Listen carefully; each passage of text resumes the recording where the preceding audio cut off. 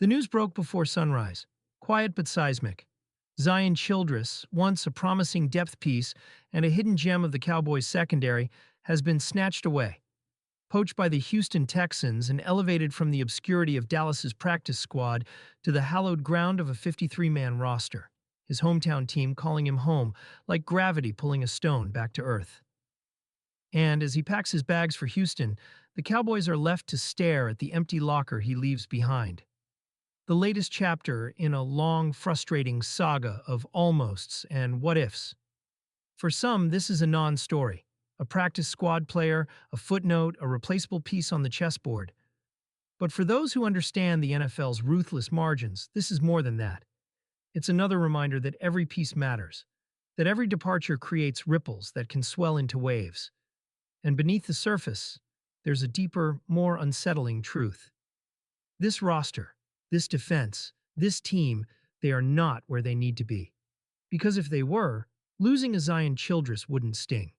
Yet here we are, licking our wounds and asking ourselves questions we hoped we wouldn't have to ask this early in the season.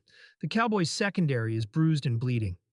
Reddy Stewart has been admirable as a nickel option, sure, a bright spot in an otherwise gray landscape, but reinforcements like Savone Revel and Kalen Carson, though expected back soon, remain names on a rehab report, not warriors on the field.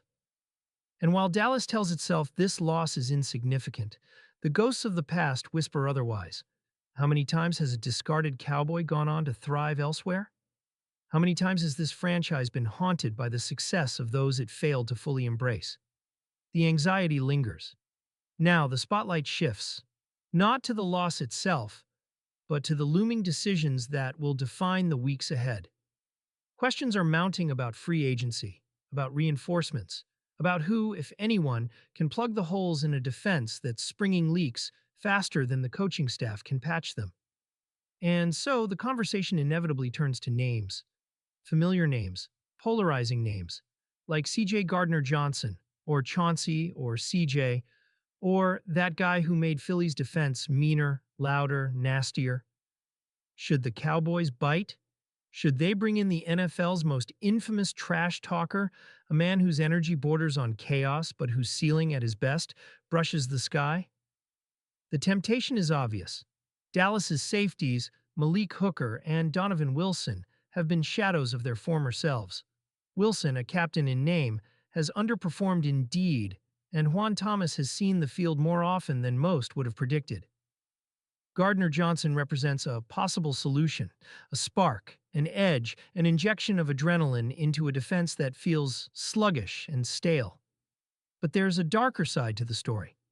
Reports from Houston paint a troubling picture, blown assignments piling up like wreckage, costly breakdowns in zone coverage, a refusal to own his mistakes, fingers pointed at teammates, and a locker room fractured by criticism and ego. He's called out contracts, questioned roles, demanded blitz opportunities, and even asked for a trade. Signing Gardner-Johnson isn't just a gamble, it's a roll of the dice with the chemistry of an entire defense on the line. And yet, do the Cowboys have a choice? Can they afford to play it safe when their season already teeters on the brink? He is, as some have described, intrusive thoughts personified, unpredictable, volatile, but capable of moments of brilliance that few others can replicate. If he were still producing 6 interceptions a year, no one would care about the drama. But this is a man now searching for his 6th team in 5 seasons, a stat that screams red flag, louder than any scouting report ever could. Maybe the smarter play is patience, more reps for Maris Bell or Thomas, a steadier hand instead of a high-risk, high-reward wild card. Or maybe the Cowboys look elsewhere, because Gardner-Johnson isn't the only name swirling around the rumor mill. Consider Justin Simmons. Once the gold standard at safety, the closest thing the Broncos had to a defensive cornerstone, Simmons now finds himself inexplicably unemployed as Week 4 approaches. Why? Perhaps the league has quietly decided he's lost a step. Perhaps age has dulled his instincts. Perhaps the version of Simmons that dominated from 2019 to 2022 is gone, replaced by a player who's merely good instead of great. His PFF grades have been in steady decline, his play less explosive, less dynamic. Yet here's the uncomfortable truth. Even a diminished Justin Simmons might still be better than what Dallas is fielding now. Malik Hooker and Donovan Wilson have struggled, and the safety room, once a source of strength, suddenly feels old. The NFL is a young man's game, and the Cowboys' back end is starting to creak. Simmons, 32 in November, is no fountain of youth. But he's smart. He's steady. He's a professional. And maybe that's exactly what this defense needs. The problem, of course, is timing.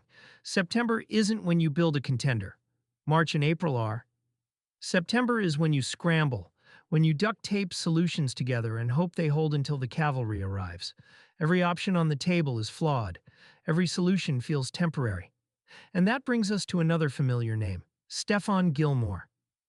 Yes, he's 35. Yes, he's lost a step. Maybe two.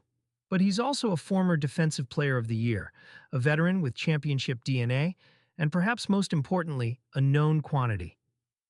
With Don Bland nursing injuries and Khair Elam still finding his footing, Gilmore's experience could steady a cornerback unit that's been anything but reliable.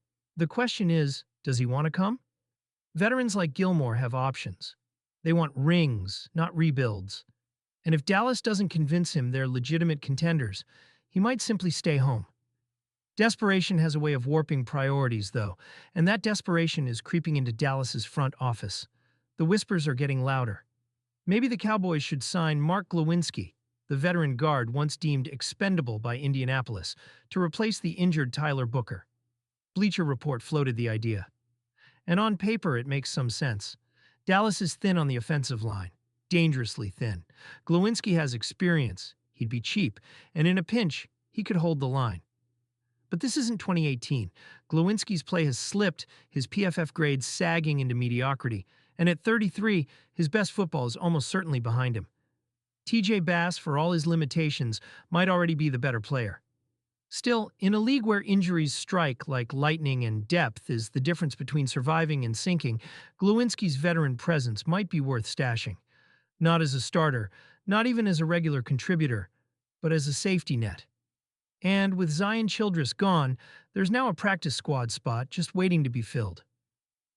This is the state of the Dallas Cowboys, a team caught in the uneasy space between ambition and reality, between belief and doubt.